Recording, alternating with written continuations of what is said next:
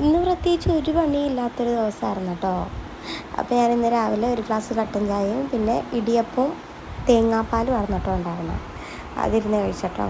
അതിരുന്ന് കഴിച്ച് കുറച്ച് കഴിഞ്ഞപ്പോഴേക്കും ഉണ്ണിക്ക് തലയിൽ ഇതിപ്പോൾ ഞാൻ പറഞ്ഞല്ലോ പ്രത്യേകിച്ച് ഒരു പണി ഉണ്ടായിരുന്നില്ല. അതുകൊണ്ടിട്ട് എണ്ണയൊക്കെ ഇട്ട് കൊടുത്തുകൊണ്ടിരിക്കുകയാണ്. അപ്പോൾ ഞാൻ ഓർത്ത് കുറച്ച് താളി കൂടെ ഉണ്ടാക്കാമെന്ന് ഓർത്തിട്ട് അവിടെ നമ്മുടെ ചെമ്പരത്തിയൊക്കെ നിൽപ്പുണ്ടായിരുന്നു. അങ്ങനെ എണ്ണയൊക്കെ ഇട്ട് നിർത്തിയേക്കുവാണ് കേട്ടോ ഉണ്ണീനെ. ഉണ്ണിയാണെങ്കിൽ ഈ പബ്ജി കളിച്ച് ആരെന്ത് ചെയ്താലും ഒന്നും അറിയാത്തൊരവസ്ഥയിലിരിക്കുമായിരുന്നു.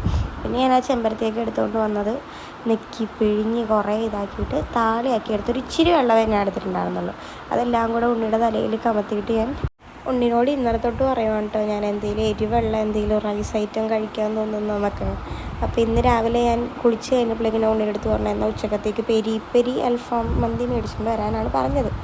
പക്ഷേ ഞാനിപ്പോൾ ഇത് വലിയ കാര്യത്തിലൊക്കെ ഇരുന്ന് കഴിച്ചിട്ട് കൊള്ളായിരുന്നു, അടിപൊളിയായിരുന്നു, ടേസ്റ്റൊക്കെ ഉണ്ടായിരുന്നു. പക്ഷേ ഞാനിപ്പോൾ ഈ ഉണ്ണിനോട് ചോദിക്കുന്നത് എന്താ ഹണി ചില്ലി ആണോ മേടിച്ചതെന്നാണ്. കാര്യം ഇച്ചിരി ഹണി ചില്ലിയുടെ ടേസ്റ്റൊക്കെ ഉണ്ടായിരുന്നു കേട്ടോ.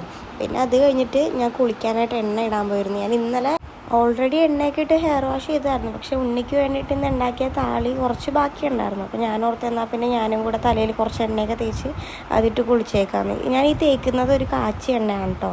മീൻസ് ഉണ്ണിയുടെ അമ്മാമ്മ ഉണ്ടാക്കി തന്ന എണ്ണയാണ്. ഞാൻ കല്യാണം കഴിഞ്ഞപ്പോൾ തൊട്ട് അതാണ് കേട്ടോ യൂസ് ചെയ്യുന്നത്.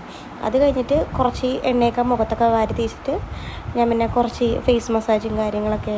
കാര്യം കാണുന്ന ആൾക്കാരെല്ലാവരും പറയുന്നത് ഞാൻ മത്തങ്ങനെ പോലെ വീർത്ത് കെട്ടി വന്നുകൊണ്ടിരിക്കുമെന്നാണ്.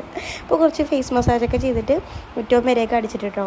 പിന്നെ ഇനിയിപ്പോൾ ഈ കുളിച്ചിട്ട് വന്നിട്ട് അടിക്കാൻ നിൽക്കണ്ടല്ലോ എന്ന് ഓർത്തിട്ട് ഞാൻ അപ്പോഴാണ് ഈ വീഡിയോ കാണുമ്പോൾ ഓർക്കുന്നത് എന്തോരം പൊടിയല്ലേ പറക്കണേ. അത് കഴിഞ്ഞിട്ട് പോയി കുളിച്ചിട്ട് വന്നപ്പോഴേക്കും ഞാൻ കുറച്ച് തുണി ഇന്നലെ കഴുകിയിട്ടുണ്ടായിരുന്നു. അതെല്ലാം ഉണങ്ങി കിടക്കുന്ന കൊണ്ടിട്ട് അതെല്ലാം എടുത്തുകൊണ്ട് വന്നിട്ട് മടക്കി വെച്ചിട്ട് നേരെ പൊട്ടൊക്കെ തൊട്ട് സിന്ദൂരൊക്കെ തൊട്ട് റെഡിയാകും കേട്ടോ. റെഡിയാകുമെന്നൊന്നുമല്ല, ചുമ്മാ എപ്പോഴും കുളിച്ചിട്ട് വന്നിട്ട് ചെയ്യുന്ന കാര്യം.